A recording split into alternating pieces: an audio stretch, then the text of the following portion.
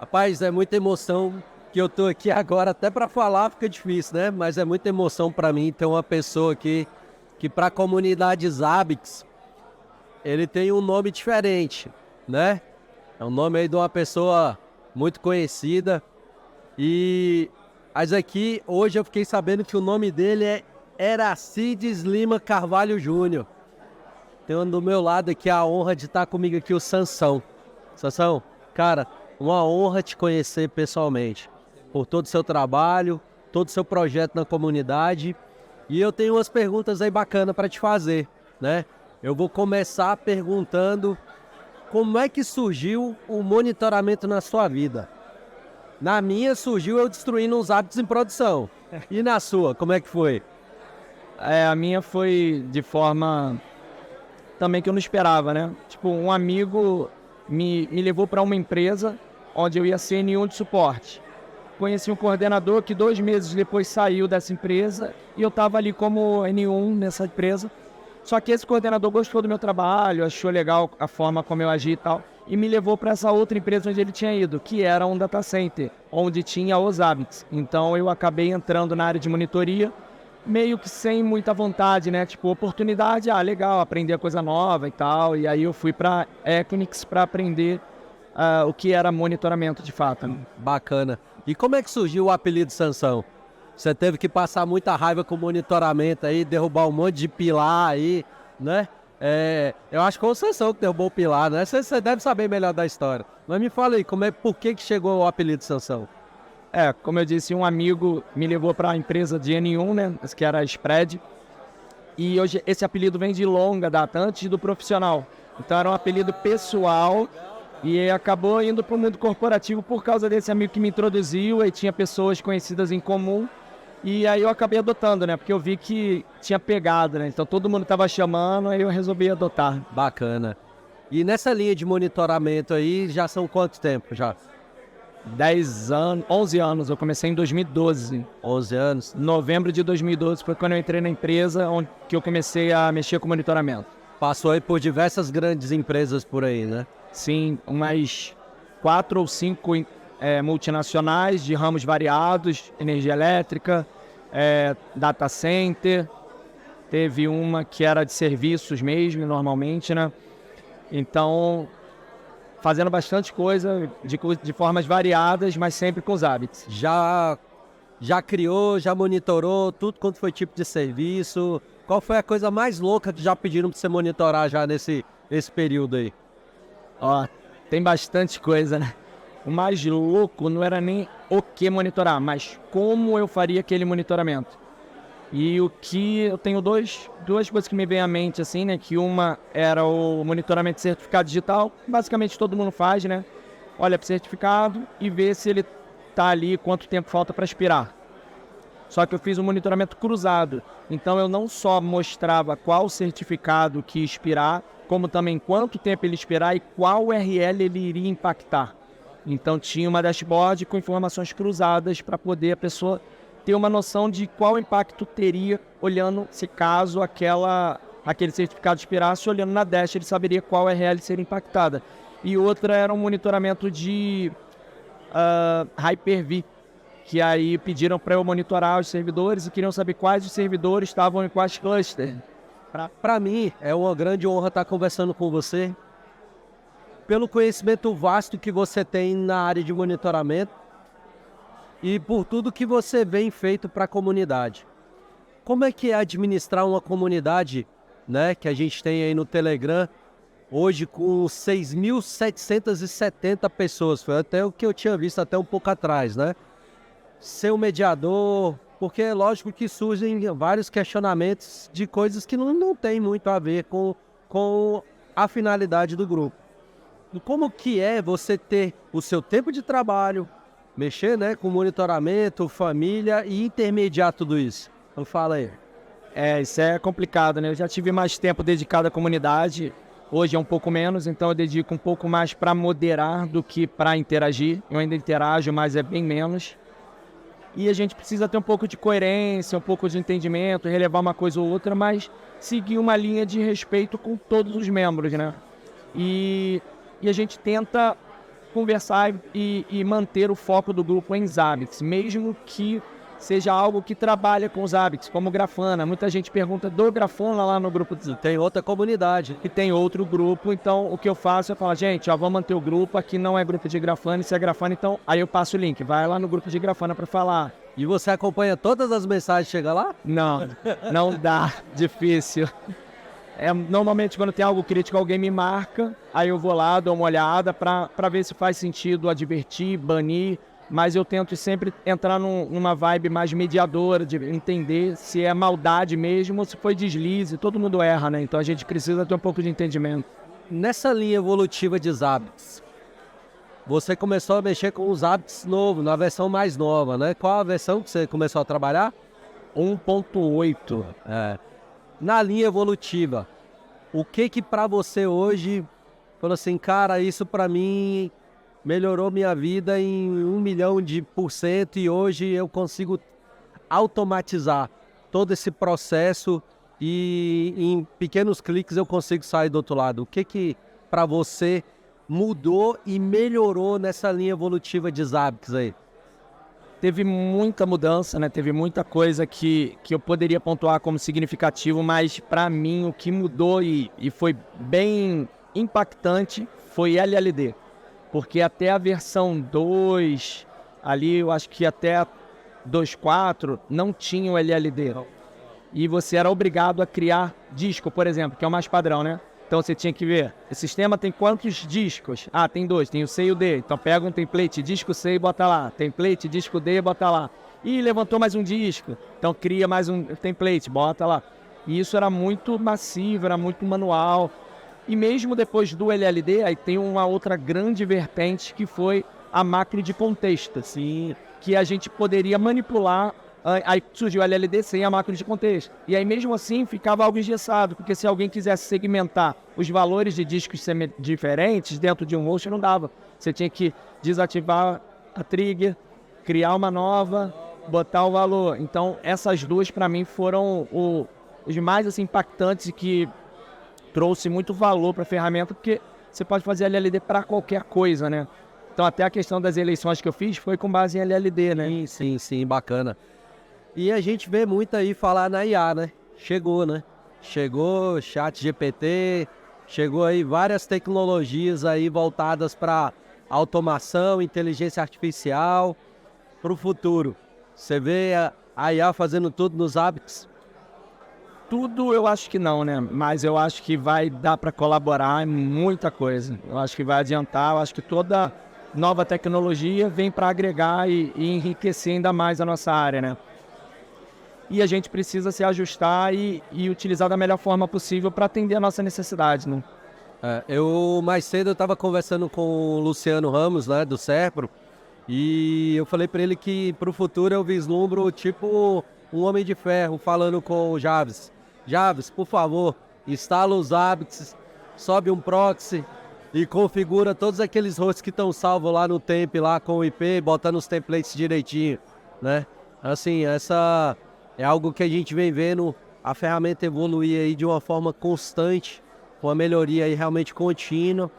E a gente tem algumas preocupações, né, na questão de futuro, porque hoje a gente tem uma ferramenta open source, a gente tem lá a LTS e a gente tem as versões intermediárias, mas aí surge aquele questionamento, até que ponto a ferramenta realmente vai continuar sendo livre, né, para todos nós, para todo mundo lá que utiliza. E aí eu te pergunto, no futuro, você acha que a ferramenta pode vir a mudar? Um exemplo, o Grafana tem as duas versões, né? Então, será que os Zabbix pode chegar nessa modalidade aí?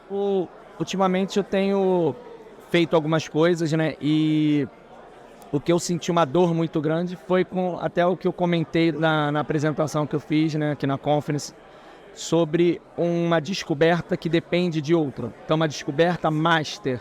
E aí você poder utilizar macro de descoberta de uma descoberta em outra descoberta que fosse dependente daquela. Isso, em alguns casos, eu já tinha esbarrado com isso e eu tive que desistir da ideia. No monitoramento das eleições, eu precisava de algo assim, então eu fui obrigado a fazer uma manipulação de JSON para poder alcançar um objetivo semelhante, que era uma descoberta dentro da descoberta.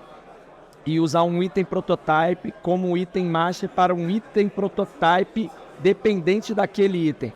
Foi um projeto bem doido, mas foi bem legal. Então eu acho que isso é um passo que dá para melhorar e facilitaria muito a vida de outras pessoas. Então hoje, se eu tivesse o poder de escolher, falar o que você quer botar? Uma descoberta master podendo linkar com outra descoberta. Bacana, bacana. Cara, assim, esse trabalho nosso, eu vejo que na linha evolutiva da ferramenta, o que eu sempre tenho falado, comparo muito os apps ao canivete suíço pela oportunidade de ver que tem várias facilidades. E aí a gente vai na linha das certificações, né? A gente vê aí que tem Microsoft, tem diversas certificações, existem trilhas específicas, né? O que você tem a dizer dessa possibilidade, né, das apps de seguir uma trilha? Trilha para segurança, trilha para desenvolvimento. O que você pensa disso aí? Você acha que é muita coisa para a gente estudar? Se a gente for analisar, é muita coisa para a gente estudar. Mas a tua visão, o que você vê nessa situação? Porque hoje a gente tem ZCU, né? Tem a ZCS, tem a ZCP, né? E tem a ZCE. Então, é o usuário, né? Especialista, professional e a expert. A gente tem 4 certificações. Se a gente for olhar que existe uma grande possibilidade dessas 4 aí desmembrar. O que você tem a dizer quanto a isso? Eu acho que para pensar em desmembrar a certificação, eu acho que precisaria também mudar alguns conceitos da ferramenta e, de repente, dar amplitude em mais situações focadas nessas situações. Então, vamos fazer uma certificação mais voltada para a segurança. Eu acho que não tem hoje muito assunto para englobar uma certificação para a segurança. Então, assim, se eles pretendem criar coisas mais complexas e mais amplas de segurança, poderia fazer sentido sim ter uma certificação só para segurança. Mas hoje eu não vejo essa necessidade. Então eu acho que as certificações atuais, elas atendem bem ao que tem hoje, a como a ferramenta é hoje. Então o usuário, de repente, ali navegação, especialista um pouco mais ali do conceito estrutural, de navegação e estruturação, criação, professional um pouco mais adentrado e o expert muito mais adentrado ali, debug, parte bem mais complexa. Eu não vejo hoje essa questão do porquê segmentar, né? Porque hoje as certificações englobam já um pouquinho de cada coisa e compreendem bem o que é a ferramenta hoje, né? Bacana, verdade. Cara, eu vou fazer uma pergunta. Eu já tinha te visto já, né, por foto. Como eu te falei, para mim é uma honra muito grande ter você aqui, a gente está conversando. Viu tanto que você é um cara de família, né, um cara tranquilão. A gente conversou aí antes, questão de sua família, do seu filho, né? Da filha, né? Tanto que eu falei pra você aí, o tanto que é bom ter uma menina, tanto que é grudado, isso é maravilhoso. Mas para quem te conhece há mais tempo, eles viam um Sansão diferente. O que levou hoje você, né? Ontem a gente conversou, mas muita gente tá vendo você fazendo, cara, é outra pessoa, né? Eu sei que pode ser uma pergunta mais pessoal, mas o que te levou hoje você a estar né, de um perfil diferente? Cabelo cortado, né? Mais jovial, né? Mais assim, como é que eu posso dizer? Mais um gestor empresarial, né? Não que o look anterior não levasse a isso, mas quando a gente vê a pessoa, né, com um semblante mais cabelo cortado, algo alguma coisa diferente aconteceu. Me fala aí um pouquinho pra gente passar pro pessoal aí. Um amigo até brincou, né? Falou, nossa, ó, tá com cara de gestor, né? Então, é uma situação que a gente é um ser mutável, né? A gente precisa estar compreendendo nossos momentos, entendendo um pouco mais sobre as nossas limitações, limites e até momentos mesmo. Quando a gente acha que é o momento de encerrar um ciclo, começar outro, um momento de pensar um pouco mais antes de falar. Então a gente vai mudando de acordo conforme a gente vai amadurecendo, vai crescendo, a gente vai compreendendo outras coisas que quando mais novo a gente não faz, né? Mas não tem muito a ver isso que eu estou falando com relação à aparência, né? Mas eu tinha uma postura um pouco combativa, um pouco mais combativa. Os meninos que me conhecem há muito mais tempo aqui na comunidade falam, nossa, você lá era mais firme e tal, e aqui mais brincalhão e tal. Mas é porque cada momento exige cada coisa, né? A gente precisa saber se portar. Mas sobre a aparência, cabelo cortado, uma situação mais assim, eu quis simbolizar uma mudança, né? Então eu tive algumas mudanças no decorrer da minha vida, nesses últimos meses, há pouco mais de um ano, eu me mudei. Depois da mudança, isso foi em maio do ano passado. Em agosto eu troquei de empresa. Essa troca de empresa me possibilitou subir um cargo de confiança. Então eu saí de analista sênior para um especialista. Essa troca me trouxe também uma visibilidade maior, uma responsabilidade maior. E aí em janeiro eu ia completar 40 anos e era uma nova etapa da vida. O pessoal fala que entrou nos Entas. 4.0. E aí eu quis fazer algo simbólico, né? Falei assim, vou cortar. Minha esposa já sempre pedia para me ver de cabelo comprido, que ela sempre cabelo curto, porque sempre me viu de cabelo comprido, ela me conhecia de cabelo comprido. E eu achei que era um momento propício para exemplificar ou categorizar esse novo momento de forma mais enfática. Eu ia te perguntar se tinha um pouquinho a ver com a sua filha também. Sabe por quê? Porque transforma, não é? Com ela nem tanto, porque ela sempre gostou de brincar de cabeleireira, né? Então eu subia, ficava penteando. Só que a mulher ficou influenciando ela, né? Ficou assim, você não quer ver o papai de cabelo curto? Aí eu acabei pensando melhor, falei, cara, eu acho que um momento simbólico, implica numa simbologia um pouco maior, né? Então eu vou fazer algo que possa simbolizar um pouco mais toda essa mudança que tem ocorrido. Bacana, só para quando eu era, quando eu tive a minha filha tinha 3 anos, chegou uma situação que a mãe dela viajou e ela chorava muito querendo a mãe e eu não sabia o que fazer, que a mãe vivia viajando. Chegou um momento que eu cheguei na minha filha, ela pegou um batom, né, e veio passar batom em mim, e aí ela pegou e falou assim, não parece a mamãe. Eu lembrei da família dinossauro, né? Então, assim, filhos mudam, transformam, mas a visão profissional também muda, né? Isso é bacana. Cara, para mim, mais uma vez, uma grande honra ter você aqui do meu lado, te conhecer. Para mim é uma honra muito grande conhecer pessoas da comunidade que trabalham com os ABICS e que foram pessoas responsáveis pelo meu processo de amadurecimento profissional. Você é uma dessas pessoas. Da mesma forma que você fez isso comigo, você também faz isso com outras pessoas. O teu trabalho, o teu empenho junto à comunidade, a tua orientação tem feito muitas pessoas evoluírem. E eu tenho muito a te agradecer por isso. E eu queria, para a gente poder finalizar nosso bate-papo, eu queria que você deixasse um recado para essa galera nova, para essa juventude aí que está procurando entrar nessa linha de monitoramento. Por quê? Monitoramento não é só ping. Muitos só veem como ping. Monitoramento é algo muito mais além. A gente vai na linha de que quem mexe com monitoramento tem que entender de redes, de banco, de firewall, porque a gente tem que falar para o cara, se ele quer alguma coisa, a gente tem que orientar para ele saber onde ele vai pesquisar.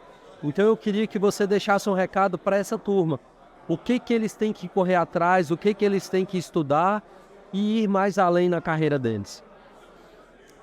Quem trabalha com monitoramento precisa saber um pouco de tudo e não se aprofundar em muita coisa a não ser os ABICS. Você precisa se aprofundar principalmente na ferramenta, mas precisa entender um pouquinho de todos os protocolos, né?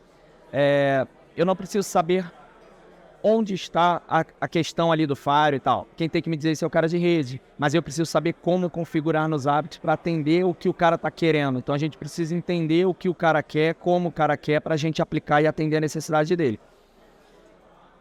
Por onde começar, né?